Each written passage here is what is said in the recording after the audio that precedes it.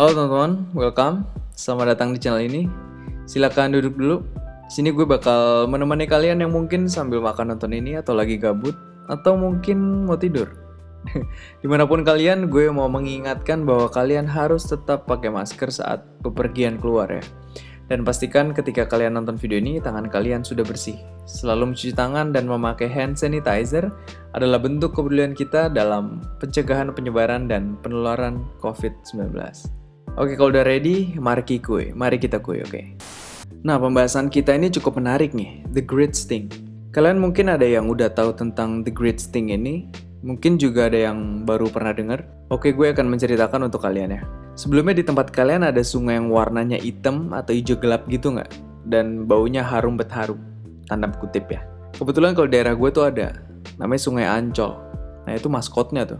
Tiap lewat daerah itu tuh hidung kayak udah gimana ya, alarm sendiri gitu sama baunya. Kalau ditanya warnanya, kayaknya nggak usah deh. Soalnya dari tampangnya juga udah kayak cerminan baunya gitu. Nah tapi Sungai Ancol ini nggak ada apa-apanya kalau dibandingin sama salah satu sungai yang terkenal di Eropa, tepatnya di London.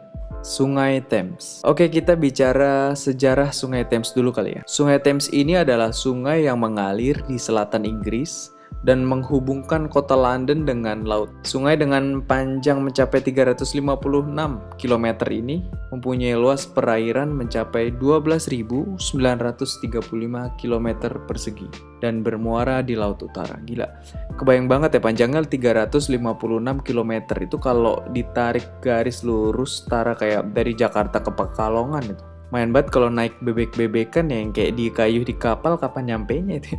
Nah, Thames ini ternyata merupakan sungai yang mengawali sejarah berdirinya London nih teman-teman. London sendiri dibangun oleh kerajaan Romawi pada abad 43 dengan nama Londonium. Nah, gue juga baru tahu nih. Sungai Thames sendiri pada masa itu berperan sangat penting dalam penyediaan protein ikan bagi penduduk sekitar. Selain itu juga kebutuhan suplai air minum, pengairan lahan pertanian, dan juga transportasi. Contoh beberapa kota yang dilalui oleh Thames adalah Oxford, Reading, Henley-on-Thames, Windsor, Kingston-upon-Thames, and Richmond. Oke, sekarang sekilas tentang Sungai Thames udah kebayang lah ya. Sekarang kita lanjut lebih dalam lagi menuju sejarah kelam Sungai Thames. Kalau kita lihat Sungai Thames sekarang pasti bagus banget sih ya. Sungai Thames ini sekarang juga lebih banyak dimanfaatkan sebagai daerah tujuan wisata, salah satunya mengarungi sungai dengan kapal. Jadi sambil naik kapal gitu, sambil ngelewatin beberapa ikon terkenal di kota London kayak gedung parlemen kerajaan Inggris, jembatan London Eye yang kayak apa ya, kayak kincir angin gitu, kayak di Ancol gitu. Menara London, gereja katedral Saint Paul, dan pasar ikan Billingsgate yang dulunya adalah pasar ikan terbesar di Inggris. Nah, The Great Sting atau bau hebat ini berawal dari musim panas tahun 1858 di London. Mungkin kalian yang udah SMA waktu itu tahu ya. Nah, musim panas itu kan biasanya musim yang ditunggu-tunggu banget orang-orang yang tinggal di daerah dingin kayak Amrik, Eropa gitu ya. Nah, tapi berbeda banget saat musim panas di London pada tahun 1858 ini. Musim panas ini nggak ada satupun penduduk kota London yang suka, karena musim panas tahun 1858 adalah musim panas paling bau di sejarah kota London. Kok bisa ya? Nah, ini asik nih. Nah, ternyata nih ya, bau yang menyengat di satu kota London itu berasal dari Sungai Thames nih. Awalnya tuh ternyata gini. Diawali dari membengkaknya populasi penduduk kota, ditambah juga kala itu Inggris sedang dalam masa revolusi industri, yang akhirnya memperparah kondisi sungai. Saat itu Sungai Thames juga jadi tempat penampungan limbah rumah tangga, termasuk kotoran manusia ya kan? Dan juga limbah industri pabrik yang mengakibatkan sungai jadi semakin tercemar berat. Ya bau banget, akhirnya lo bayangin aja tuh segala limbah pabrik ya kan nyampur semua dah. Makanya nggak heran tuh waktu itu masyarakat sekitar menjuluki Sungai Thames dengan nama The Great Sting atau bau hebat nih. Nggak ngebayangkan ya kalau Sungai Thames ada di Indonesia masih dipakai buat nyuci nggak tuh kira-kira? Penelitian menyebutkan bahwa pada saat itu kandungan H2S atau hidrogen sulfida yang sangat tinggi mengakibatkan sungai berbau seperti telur busuk. Jadi mungkin kayak belerang gitu kali ya, gue ngebayangnya. Bahkan ini gila sih. Pada tahun 1878, sebuah kapal uap bernama Princess Alice yang membawa sekitar 600 orang penumpang terbalik di sungai ini akibat sebuah tabrakan. Seluruh penumpang diberitakan meninggal, tapi bukan karena tenggelam, tapi karena menghirup racun yang terkandung di sungai Thames itu. Gila, saking beracun dan tercemarnya itu sungai nih. Jadi kapalnya, gue ngebayangin gini, kapalnya kebalik, lalu mungkin orangnya pada nyebur ke sungai. Ada yang sebagian masih di kapal, mungkin ada yang nyebur juga. Secara nggak langsung mereka berenang kan ya. Nggak ngebayang gue waktu itu pokoknya. Sungai Thames yang tercemar dari tahun 1800-an itu akhirnya pada tahun 1957, Sungai Thames dideklarasikan sebagai sungai yang mati secara biologis, di mana kehidupan baik ikan maupun burung tidak ditemukan lagi di sana. Hal tersebut diakibatkan oleh rendahnya kadar oksigen yang terlarut dalam air, juga ditambah racun yang terkandung dari polusi. Jadi gara-gara saking tercemarnya, akhirnya di Sungai Thames tuh nggak ada lagi kadar oksigen di airnya. Yang jadinya ada cuma hidrogen sulfida aja. Jadi ikan-ikan biota sungainya juga nggak bisa hidup sama sekali gitu. Ternyata bukan cuma itu aja nih, bau busuk dari Sungai Thames juga tercium sampai ke ruangan para anggota parlemen Inggris. Ini kayak DPR-nya gitu. Yang kebetulan gedung tersebut terletak di tepi Sungai Thames, anjing mampus banget.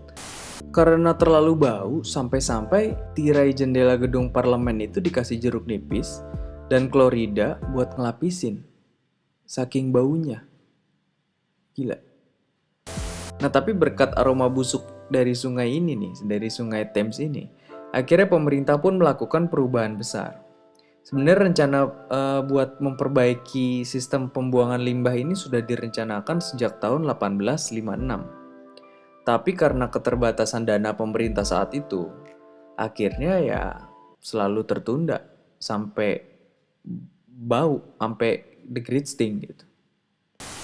Pemerintah akhirnya mencanangkan berbagai program pengelolaan sungai, dimulai dengan mega proyek konservasi dan modernisasi sistem saluran pembuangan kotoran manusia, dan juga perbaikan sistem pembuangan limbah industri.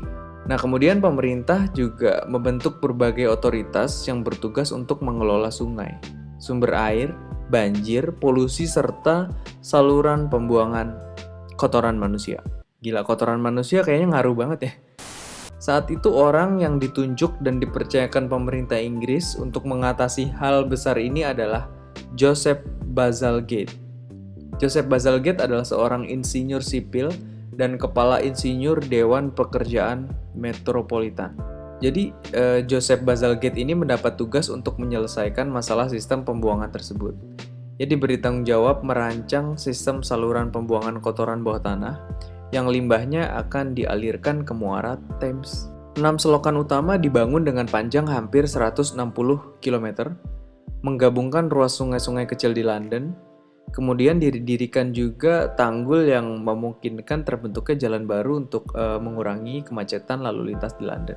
Konstruksi untuk sistem pembuangan itu memerlukan kira-kira hampir 318 juta batu bata dan 2,7 juta meter kubik tanah digali dan 670 ribu meter kubik beton. Gila ya, ngebayang ya. Di samping itu pemerintah juga menerbitkan beberapa peraturan guna mengatur segala kegiatan yang terkait dengan pemanfaatan sungai dan juga pengendalian saluran pembuangan kotoran manusia. Tercatat sejak tahun 970-an, akhirnya mulai memperlihatkan hasil yang sangat memuaskan. Ikan dan burung juga mulai kembali ke sungai yang tandanya pencemaran di sungai sudah mulai berkurang nih. Kerja keras yang dilakukan pemerintah dalam waktu yang cukup lama ternyata dapat dirasakan oleh penduduk London saat ini. Hingga kini para penduduk London bisa hidup bangga berdampingan dengan salah satu sungai terbersih di dunia. Gila ya, sungai yang tadinya mati secara biologis, sekarang tercatat ada sekitar 125 jenis ikan berenang di sungai ini, termasuk ikan salmon dan trout. Bahkan sampai udang-udang juga bisa hidup di tepian sungai Thames gitu, saking bersihnya ya. Gila, salut-salut. Sampai saat ini program bernama Thames River Cleanup atau pembersihan sungai Thames masih dilaksanakan. Tujuannya adalah untuk meningkatkan kebersihan sungai dan mencegah pencemaran. Tenaga relawan terutama masyarakat sekitar juga secara sukarela dengan senang hati ikut membersihkan sungai yang mereka cintai. Nah begitulah teman-teman kisah dari sungai Thames yang dulunya tercemar banget, Bau banget sampai dijulukin The Great Sting. Bertahun-tahun tercemar pada akhirnya dilakukan terobosan besar oleh pemerintah Inggris yang sampai saat ini kita bisa lihat hasilnya. Sungai Thames masuk ke dalam sungai paling bersih di dunia. Oke, mungkin segitu dulu aja dari gue tentang The Great Sting. Kalau dari gue ada yang salah atau kurang bisa kalian tambahin di kolom komentar. Dan kalau kalian suka video ini silahkan klik jempol ke atas untuk like dan share video ini ke teman-teman kalian. Sampai di video selanjutnya, gue Bram. I've gotta get going. Peace out.